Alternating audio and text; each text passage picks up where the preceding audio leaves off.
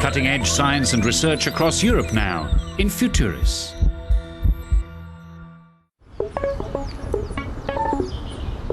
In the northeast of Holland, 14 large antenna dishes have been placed next to each other in a 2.7 kilometre long line.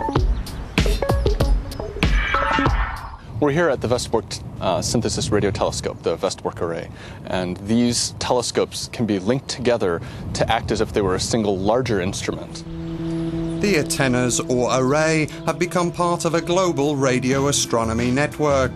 Using a technique known as very long baseline interferometry, VLBI, scientists can collect the filter signals received from multiple radio telescopes. The signals that are collected here are sent to the correlator, and those signals are mixed with telescopes located around the world to generate an extremely accurate image, as if you were using a single dish that was the size of the combined radius of all of the telescopes around the world.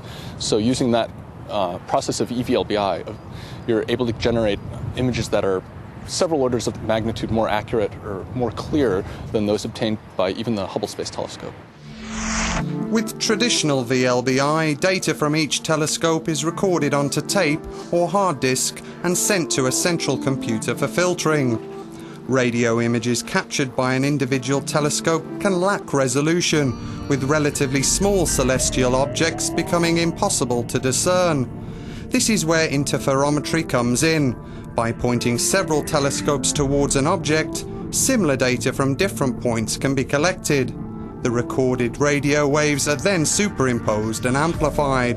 The further apart the antennas are from each other, the better quality of the image produced. The maths behind the project requires a supercomputer located 20 kilometres from the Westerbork array at the Joint Institute for VLBI in Europe, or JIVE for short. Until recently, all the telescopes participating in the experiment sent data on magnetic tapes or hard drives. This caused delays in the operations of the European network. In the EVN, sometimes 11, sometimes 8, sometimes 16 telescopes work together. And sometimes we work with telescopes on other continents as well. To get rid of the delays, telescopes throughout the world are now being linked with the JIVE correlator by fibre optic cable. Nowadays we're busy to try to connect all these telescopes together in real time. It used to take weeks before the data arrived here, and more weeks before the scientists who had the original idea for the experiment would have access to their data.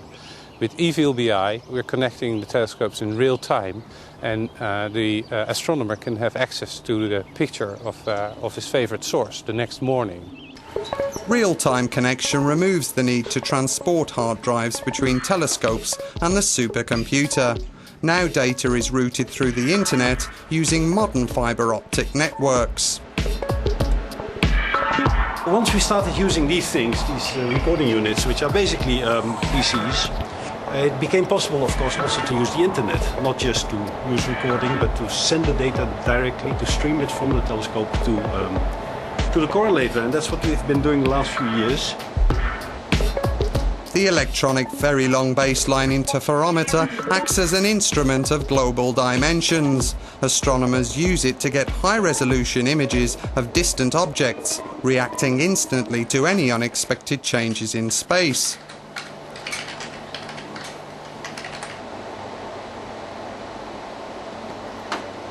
One telescope linked to the JIVE correlator is the 76-metre dish at Jodrell Bank Observatory near Manchester.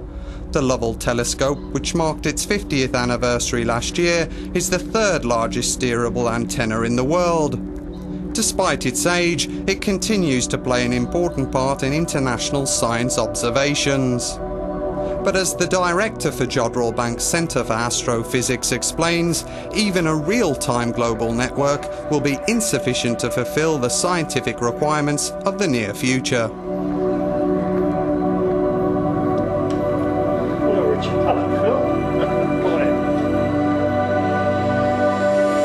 It satisfies one need, which is that astronomers are able to get very detailed pictures of other galaxies, of regions around massive black holes, of regions of stars forming. But it doesn't satisfy other requirements in any way at all, because what we need is massive sensitivity. We're limited in the number of objects we can observe, and therefore we're limited in our ability to understand the physics of how stars form, how black holes form. And so what we need are networks of telescopes hugely larger than those that we have now. And this is one of the origins behind the development of the Square Kilometer Array. The Square Kilometer Array, partly funded by Europe, will be capable of surveying the entire visible sky. The plan is to build it by 2020 in a desert either in South Africa or Australia.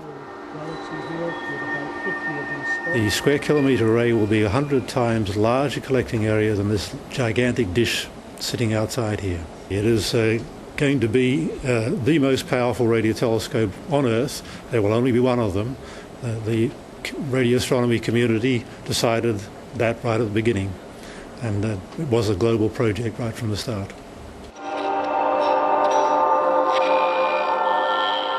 What you see in the animation is first close-up of the 15-meter dishes, which are spread in the central 5 kilometers, which is what you see as you drive up in the vehicle. And then you take an aerial view which shows you what it would look like from an aeroplane, and you see in the center, which is the central 1 kilometer, much more dense concentration of dishes.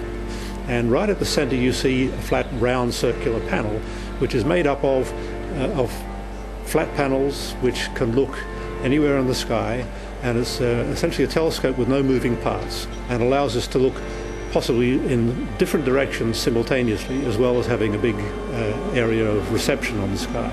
And then what you see as a final shot is the remote stations coming on spiral arms.